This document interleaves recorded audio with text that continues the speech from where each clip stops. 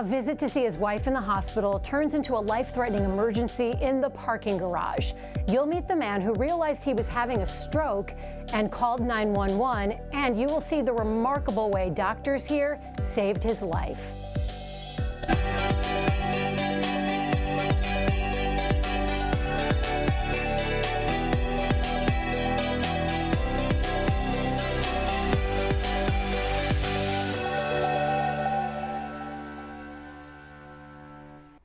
Good morning, I'm Alexis Del Cid. Welcome to All Things Brain Health. Glenn Hopper was doing something so many of us have done. He was taking dinner to a loved one in the hospital. On this particular day, it was his wife, Jo. But as he was getting out of his car in the parking garage here, something terrible happened. They literally cut the skull off. They literally did remove the skull on the top of my head and part of the side. I guess they packaged it up and sent it to West Virginia. We'll get to why doctors had to remove 66-year-old Glenn Hopper's skull and ship it to West Virginia in a moment. But the most miraculous part of this story, that Glenn is alive to tell it all and back to living his best life. Here he is on a recent ski trip with his family. That is pretty cool, though. And here's his wife, Jo, who less than a year before this interview thought she was about to lose Glenn forever. It was like a nightmare that you never think you're going to have to live through that, thinking, I'm going to lose my husband. It began on April 23rd, 2025, when Jo was the patient at the University of Kansas Health System. She was recovering from a routine procedure. Glenn had just arrived with some dinner he'd picked up and had just gotten out of his car in the parking garage. All of a sudden, it was like my left leg wasn't moving properly, my left arm wasn't moving properly, and I'm sitting there going, you know, what is going on here? Luckily, he could still speak perfectly and immediately called 911. Within minutes, a medical team arrived, rushing him into the ER. I remember going in, I remember being told I had a stroke. A CT scan revealed the stroke was caused by a brain bleed. The last thing Glenn remembers is calling Jo in her hospital room to update her. He says, they've done a CT scan, I've had a brain bleed, and I was in shock. For the next 10 days, Glenn seemed to stabilize with medication and monitoring. But on May 4th, things took a terrible turn. Doctors said Glenn's brain was swelling.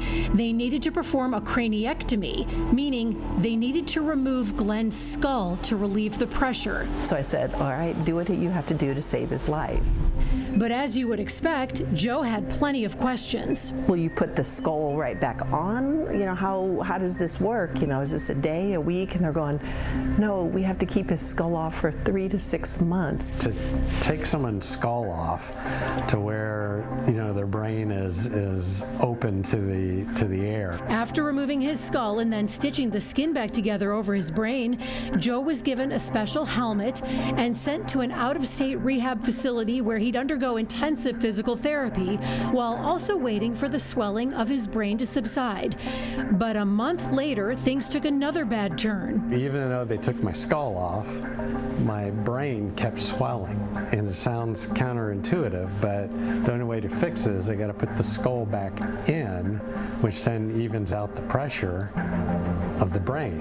While Glenn was rushed back to the health system for an emergency surgery, his skull was also being rushed back to Kansas City from a special storage facility in West Virginia. That second surgery was a success. Jo returned to the rehab facility for the rest of his recovery. And 2 months and 1 week after his stroke, on April 23rd, Glenn came home for good. Hey, Glenn, Lauren! Yeah! Team Victory Lab! Congratulations! And when he met the neurologist in charge of his continuing care at the health system. So she's talking, but I'm kind of just looking at her face going, okay, I've seen her somewhere. Where do I know her? It finally clicked. She goes, no, I'm actually like you. I'm a stroke survivor. And as soon as she said it, that's when it all went. I went, okay, I know who you are. It was the same doctor who he'd learned of from watching motivational videos while he was in rehab. Dr. Deepika Agarwal, who herself survived a stroke and was back to practicing medicine. Come on. She was an inspiration for me. These days, Joe and Glenn are not just filled with gratitude, but also more faith than ever before. None of us know how many days we have here on earth. It's worked out that he's still here. He's still with us.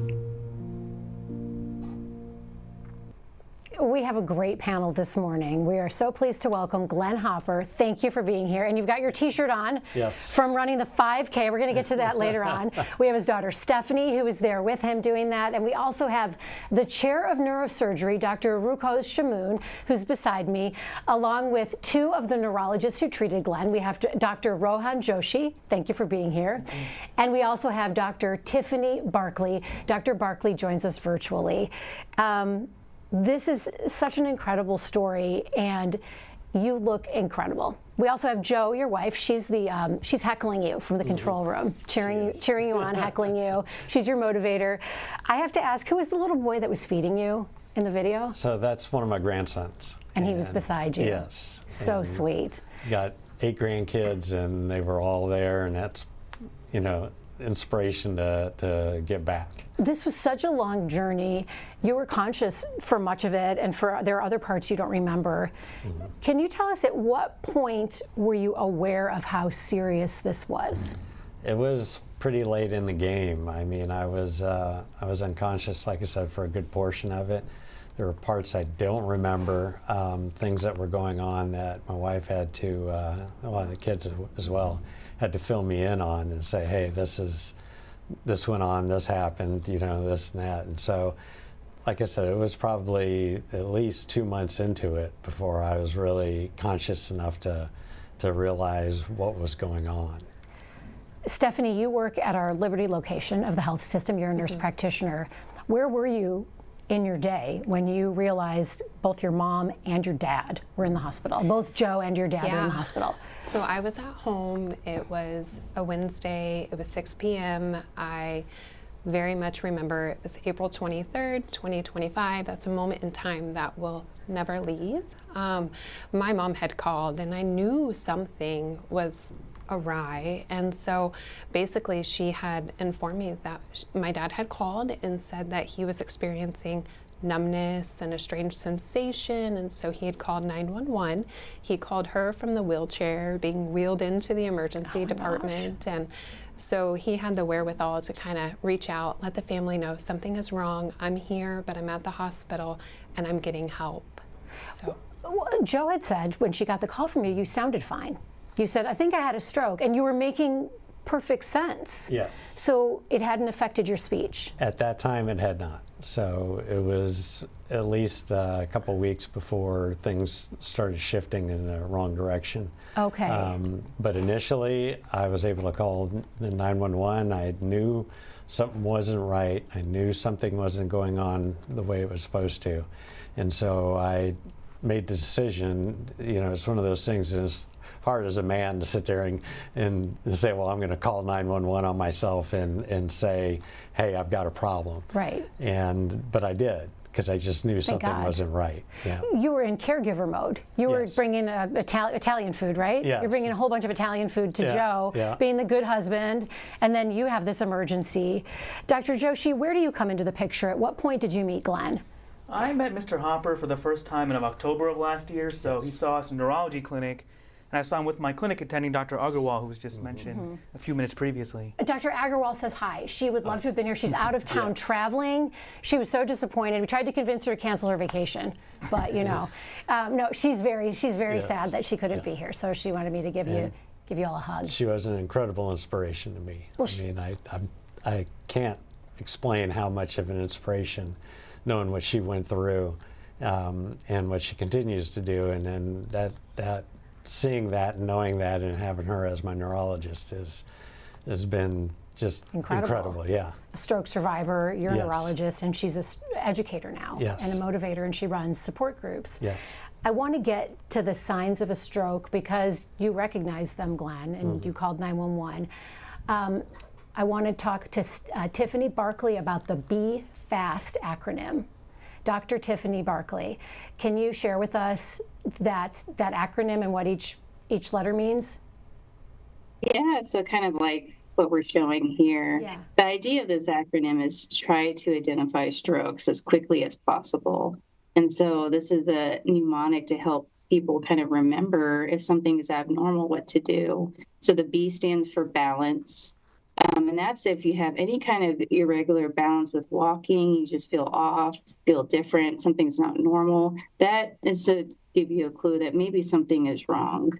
Then eyes, if there's any vision changes, you lose part of your vision on one eye or maybe both eyes, that can be a sign of a stroke too.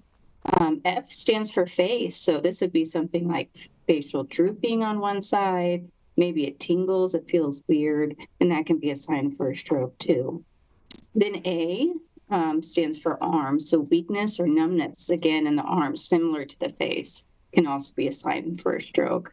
And then speech, if there's any speech changes, maybe the speech sounds more slurred, more garbled. Maybe you have trouble getting the words out, or maybe the person seems confused when previously they were not confused.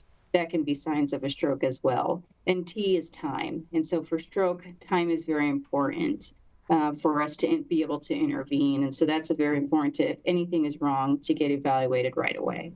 Dr. Barkley, you also shared an MRI of Glenn's brain, so we have some images to show our viewers.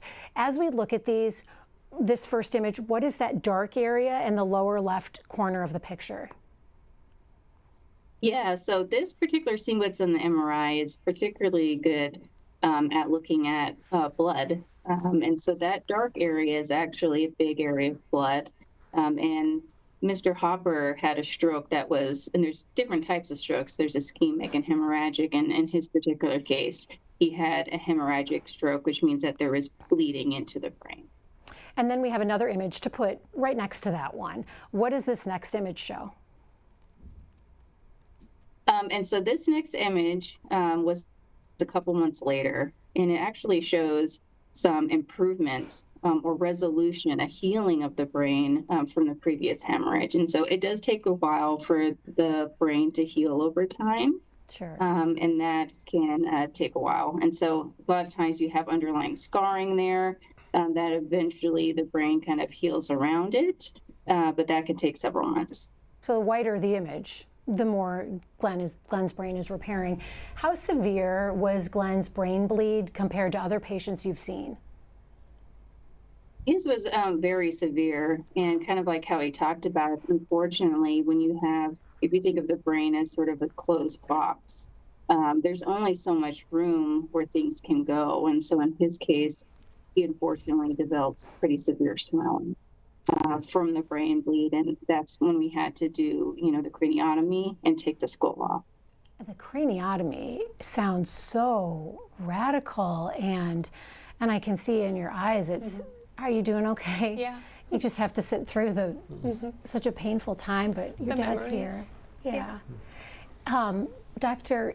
Shamoun, craniotomy sounds radical, removing someone's skull and then sending it somewhere else, and yet here's Glenn, it's back, he's back, and you look fantastic. How radical of a surgery is that? Yeah, I mean, doing craniotomy for the purpose of relieving pressure and treating brain swelling is not common. It's an extreme measure. We do it as a last resort whenever all other medical treatment options are done, and still the patient is not doing well. And this is what happened in Glenn's case. He was doing fine initially for the first few days treated medically, but then he started getting worse. The brain swelling was significantly worse, getting out of control, putting his life at risk. And this is when removing a large portion of the skull to relieve the pressure was needed as a last resort option. I think a lot of people not in the medical field are surprised when they hear that is an option at all. And then my husband had a question. He said, well, they send it to West Virginia. That just adds a whole surreal element to it. Why Why West Virginia? What's there that is so special? So when a large piece of the skull like this is removed, the anticipation is that you're going to put it back at some point. Right. Obviously not immediately whenever the swelling goes down. But then there is a standard way of preserving that bone. If it's not preserved properly, there will be degradation of the quality of the bone, there will be resorption of the bone, there is possibility of infection. So it's a really complicated process. So many years ago, we decided here at KU to partner with a company who specializes in that. So the whole storing those. Yeah, the whole purpose of the company is to store this kind of tissue, like skull. And so once we do the surgery, we package it, properly according to high standards, send it to them in a package. They handle it properly. They have, very high standards, FDA approved. And then eventually when we need it, it's back in a perfect condition. So any storage that's done in a suboptimal condition can eventually lead to more problem down the road. What does it feel like sitting here hearing us talk about this kind of surgery and to see that story and realize you're the guy that survived it? It's a bit surreal. Right. I want to be an inspiration to others, just like Dr. Agarwal was to me. So one of the reasons I wanted to be on the show was to talk about the journey I went through and say that even though everyone's individual in how they have to manage their position as far as the stroke goes, that there's hope, that, even when it doesn't seem like there is hope. And so I try to and want to be an inspiration to others to be able to provide that hope. Well, you're running 5Ks and skiing and we talk about the craniotomy a lot because this is a medical program, and we've never had someone on who's had a craniotomy and been able to dive this much in depth, and then to have you doing so well with your family and your daughter right next to you. We also spoke with Glenn's neurosurgeon, Dr. Ohio, and we talked about what led to making that decision to perform the craniotomy. So the imaging shows a relatively large intraparenchymal hematoma, so that's bleeding within the brain, and there was starting to be some shift of the midline. And we know that from previous studies that folks who have some shift tend to do poorly. In his particular case, he had a stroke, he had some bleeding, and there was some swelling of his brain. And the result of that, it was effectively threatening his life. So I think the thing about Glenn's case that's very interesting and unusual is he was extremely high functioning. So before his surgery, his family was showing me pictures of him working out. He was lifting weights. He's stronger than I am, and he's 20 years older. He's a former fighter pilot, so he's a very high functioning person. And this type of surgery and this type of problem is not one that people necessarily do very well from, and he has done incredibly well. First of all, you're a former fighter pilot. Thank you for your service. Oh, thank you. How long were you a fighter pilot? I was in the service for 15 years. Thank you for your service.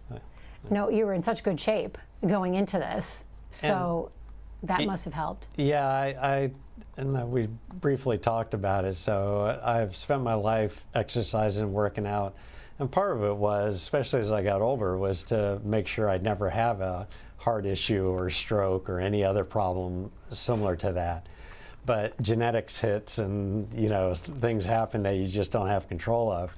So I think really all the exercise and work I was doing wasn't to prevent, it was actually to help recover. Right. So the ability to recover, I think, was more from all the things I did prior, even though the whole time I kept thinking I was preventing the stroke or something bad from happening. It really is what I believe, and the doctors believe too, that helped me recover was the fact that I was doing all that exercise and work ahead of time. We have an orthopedic surgeon we often have on, Dr. Key, and he calls that prehab. It's not, prehab can be more important than rehab. I want to check in with Stephanie here because you have such a unique perspective, and you're the one who emailed us and said, oh my gosh, you have got to do this story on my dad. What was it that made you so passionate about sharing your dad's journey?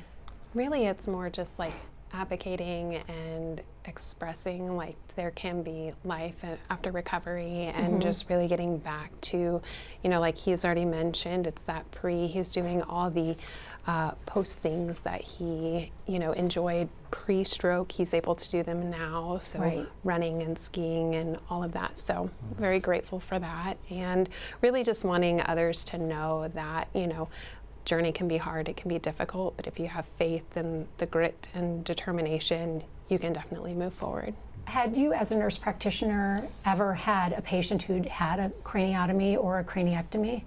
No, I never worked in the neuro ICU, so I worked ER as my background. So I would see patients come in similar conditions, but stabilize and punt.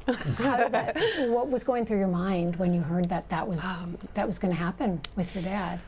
Yeah, it was total shock because, you know, we see him as healthy and active, and you really never anticipate that journey to happen to someone you love, that you have watched work so hard to be healthy. And so it was definitely something I wanted to be sure to be present for, though, when it did happen. My sisters were incredible. Everybody was there. We were with my mom, you know, in the hospital with my dad, and so really just dividing and conquering and being in multiple areas to care for them. And really it was just a lot of support and love from one another. We have actually, a little bit later on in the program, 3 of your other daughters. You have such a big family. They were all clamoring to be part of this program, which is so special.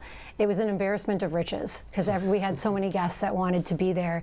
What kept you motivated and positive throughout all this? Because you and Joe, your wife, are so positive, yet you had a lot of setbacks. Yeah, it's a combination of faith and family. I mean, we have 8 grandkids, and just being there for them. And I've always wanted to make sure that I was, you know, there for them to go skiing, to, you know, play with them at the parks, to do different things that we do as a family function that, you know, I just needed to have that and continue that, and wanted to make sure that I was there for them. And so, you know, being 65 at the time, that's way too young. Way too young. Way too young. So I used that as motivation to get back, and some of the stuff like the skiing, I had no idea if I could do it. I didn't even talk to Dr. Joshi and let him know I was going. You didn't? No. Wait, you told him after the fact? I told him after the fact. Time out. Dr. Joshi, what would you have said if Glenn had told you ahead of time, I'm going skiing? You know what? This was a surprise to me after, but you were doing so well that I thought you took all the right precautions, and you were very knowledgeable about everything. And I'm glad to see it worked out well. Yes. Yeah. We have some community questions that are already coming in. So I want to tell our viewers, if you have a question or comment that you'd like us to read out loud on the program, you can send it to us on YouTube or Facebook. The links are right there on your screen. And we do have more videos of you skiing and running. Your 5K was also amazing. Look at all those teal shirts. Yes. What did it feel like to cross that finish line? It felt great because it's been a couple of years since I was able to get into a 5K or any kind of race that I've been able to do, because I've done half marathons, I've done triathlon sprints, I've done 5Ks, 10Ks, all that. Family has been involved in that as well. And to have them all with me doing that, to have them, you know, for me attempting the skiing, because I didn't know how I was going to handle the altitude. I didn't know how I was going to handle the exertion with the altitude, and whether if I was going to be able to continue. But you did it. Yeah, and so that's where family is such an inspiration for me, and we're such a tight-knit group that it's just a beautiful thing for me, and it's a beautiful thing for Joe and all of us to be together and to spend time together like that. And Joe is so sweet. I'm still imagining your poor wife thinking she's going in for the procedure, and then she gets this call from her husband. Leave it to the husband. Yes. To steal the show. Steal the show. I know. I just had to one-up her. We want to also let our viewers know about a stroke assessment that you can take online. This is a great resource. You just have to scan that QR code that's on your screen right now, and it will take you straight to the University of Kansas Health System's personalized quiz so you can learn your risks and take steps to reduce your risks of having a stroke. But as we know, you'd taken all the steps to reduce your risks, but you knew the signs. Yes. And that's where the Be Fast acronym comes in. Let's get to some of those questions from our viewers right now. And Jody wants to know, and Dr. Shamoun, I'm going to direct this to you. Is it typical to not have any speech slurring with a stroke like Glenn had?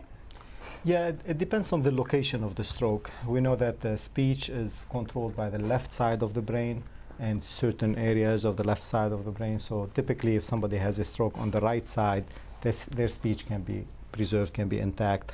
If your stroke is on the left side, is much more likely to struggle with speech. Now, in extreme cases, once you have a lot of swelling in the brain, the whole brain is affected. You did reach a point where you couldn't communicate anymore. Yes. This is when the whole brain is affected. And then we have Sandy wants to know, do you know what caused it? Was there a fall? Was there any sort of genetic component to this? So, there was no fall. Gosh. There was nothing that happened physically that could have caused it. Now, I'll refer back over genetically on what could cause. So his studies showed blood clot in veins in the venous system, leading to significant swelling, backflow of blood, and bleeding, and then eventually that resolved. Man, thank God you were here. Yes. And Joe had talked about that. Your wife, Joe, had said faith plays a huge part in this. She felt like there was a reason why the stars aligned. Yes. And Joe saved your life by being here. Yes. She needs a medal. She does. I want to go on. I was going to say, she spent the entire time I was in the hospital. I was in rehab up in Omaha at Madonna, which is a fantastic place, to shout out to them. But she never left my side. So she does deserve a medal. From the day she was admitted, Yeah. she didn't leave the hospital. So she got discharged and went to the 5th floor to the ICU. Yeah. And they let her visit you, but she had to promise before she was discharged she wouldn't leave. She wouldn't like leave. she would leave. Yes. But that's just remarkable. I have a quick question before we get to today's takeaways, because I do want to let your other daughters have a chance to speak.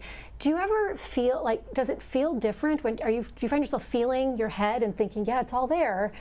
What does that feel like? I would always be touching it. So I do. Okay. So that's funny you mentioned that. But I talked to Dr. Ohio about that, and part of it is the fact that when they remove the skull, they have to cut through nerves and stuff that's just there. And so I have numbness. I have parts of the skull that just feel weird compared to the rest of it. And it's just something you get used to, that it's something I'm going to have the rest of my life, and so I've learned to adapt to different things in my life. This isn't the first injury I've had, and so it's something I've been able to overcome, and I do. Small price to pay. Yeah, and it's going to be something, because it is a surgical area, that I'll have arthritis at some point. And and I'll have a weather change, and all of a sudden my skull will start hurting. Oh, arthritis in your skull. Yeah, so it's wild. Anytime you open up a bone area, it gives you the opportunity for arthritis. So it feels weird at times. So yeah, I do touch it. Yeah, but your that amazing head of hair too. Yeah. You do have an amazing head of hair. Back it does cover it up. Was it always so thick? Did it grow back thicker than ever? About Could be in a shampoo commercial. For today's takeaways, I do want to recognize some of the other family members, because you have this incredible support system, including these 3 gems. These are your daughters, Carrie and Lauren, and your daughter-in-law, Erica. Carrie, I want to start with you. After watching this, what do you want to tell your dad? We love you, and you're the strongest person that I know, and I know that you will continue to be an inspiration to our family and to anybody else going through a stroke. You've already helped others, and I know you will continue to help others. So we love you. Lauren, what message do you have for our viewers about the doctors who treated your dad, or what do you want to say to your dad? Yeah, I just want to thank all the doctors and nurses and everybody at Madonna as well. They just did a fantastic job with you, and we love you, Dad. And Erica, what about you? Sure. I would definitely say that we didn't realize that Glenn was the true glue to our family until this happened. And so we all came together as a family, whether it was to sit by Glenn's side or to take care of the grandkids that he speaks of. We all came together as a village to take care of that. And I do want to, I have a deeper appreciation for all the doctors at KU and Madonna as well. Stephanie, would you like to add to that? You're the reason that Glenn is on the show. I am just so thankful to our extended family, our friends, our coworkers. We all took quite a bit of time off just to be with Dad during this experience, and then our mom as well. To the hospital, the health system as a whole, my coworkers, they helped cover shifts. They came together. I know Carrie's team helped out in other ways as well, and so, the team and the support team as well. So those who were in the room, cleaning the room, stocking the room, the ones that were just present in our everyday moments, I thank them. And really for the viewers, I just want you all to realize that, if you feel something, if something doesn't seem right, make sure you act on it. Be fast and call 911, get support, and, activate that. It very well could save your life or someone else that you love. Glenn, there's this expression, like when you meet a great guy, it's because he has great women in his life. Yes. You have some great women in your life. How 100%. Much do you attribute Joe and your daughters to how well you're doing now?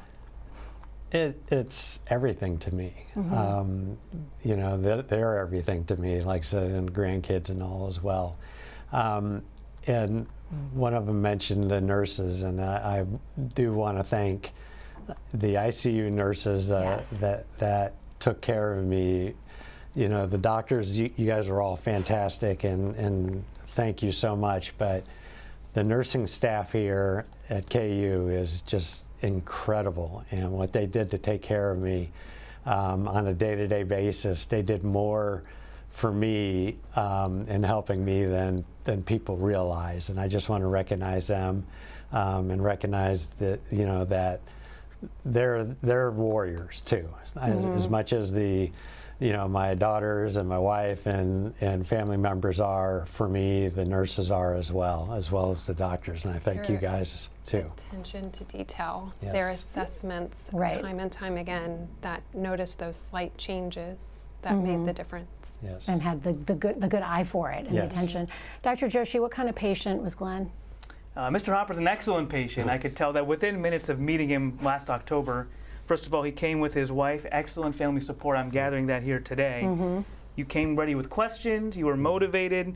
I think that first part, coming ready with questions, and I encourage more patients to do that at their outpatient follow-up, because you know exactly what you want for your care. And so that helps me and helps all of your doctors try and formulate a plan for you going forward. Yeah. Dr. Tiffany Barkley, I want to bring you back in here to wrap up your message to our viewers. Yeah, thank you, Mr. Hopper and your family. Your story is absolutely inspirational, and I remember you from the first time that I saw you when you came into the hospital. But the big message here, I think, is, one, if you feel anything different, get evaluated right away. No matter how small you think it is, never be afraid. And then two, your story is so inspirational, is that to never really give up. And we have such a good team here at KU that we're so happy that your care here was great.